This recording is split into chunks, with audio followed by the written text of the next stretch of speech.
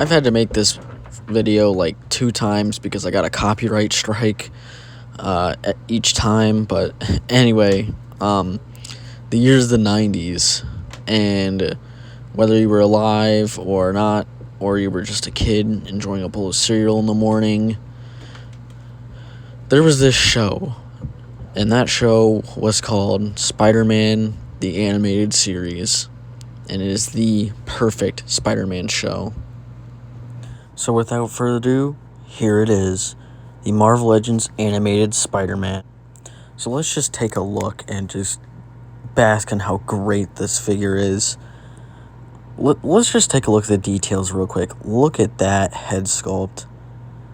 That is unmistakably the animated Spider-Man, the Spider-Man head sculpt. Man, is that amazing. As you see, there are some paint defects.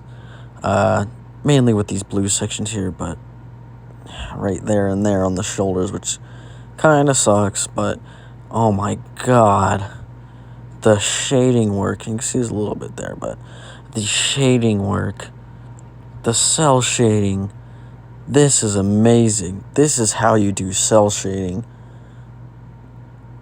Man, and it goes all the way around the figure. You even have it in those sections there underneath the arms. This is crazy. Like, oh god, and even on the legs too.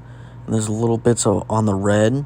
This is how you do cell shading, not like that. And I'm talking to you, McFarlane. That's not how you do cell shading. But oh my god, this figure is so good. The only thing that really sucks is that it's a Walmart exclusive, which is awful. But man, just look at the details on this thing. Pinless joints. It is beautiful. That head sculpt is amazing. That jawline is perfect. This is, in some ways, in some angles, it kind of doesn't look like the 90s animated Spider-Man in some looks, but to me, it's perfect. And that spider logo on the back, it is just way, way too good.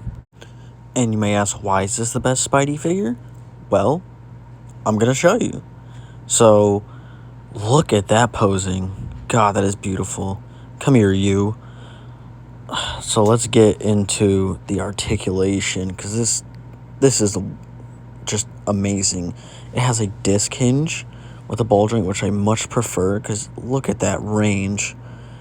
Look at the range down, too. It is so good. Not so much side to side because of that really thick jawline. But man, like, you can get so much posing with the head. It goes all the way around.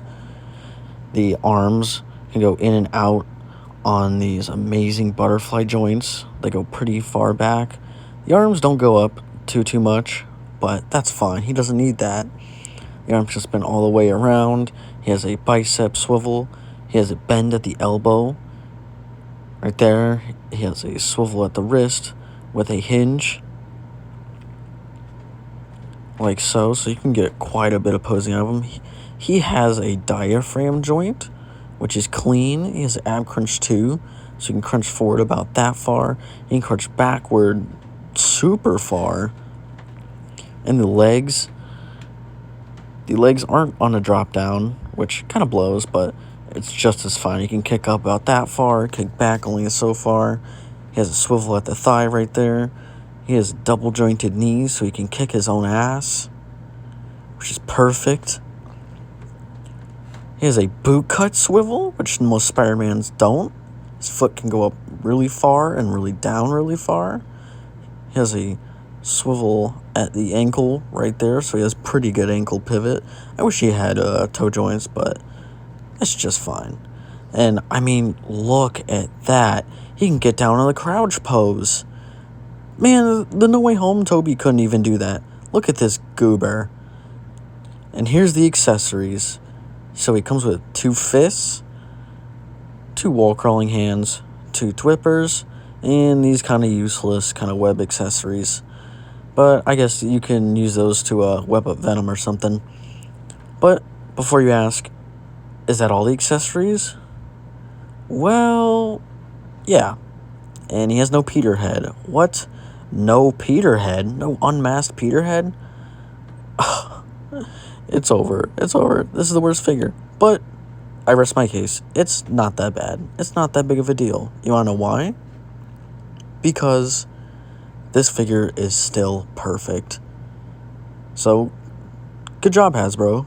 Good job on making the perfect animated Spider-Man figure. God, like, it has been, like, just amazing having this figure. So let's get into some comparisons with some other animated figures from the same show. I have almost all of them, but here he is with the SDCC animated Venom. And I think this Venom's a little bit on the big side. They definitely should have shortened him down a little bit more. But he definitely doesn't look too bad next to him. Did I mention this Venom is absolutely peak? And here he is next to the animated series Green Can't Stand Goblin, as he likes to just fall over. And there he went already. So that's how he is next to the Green Goblin. But here he is next to the animated series Doc Ock. This Doc Ock figure kind of blows.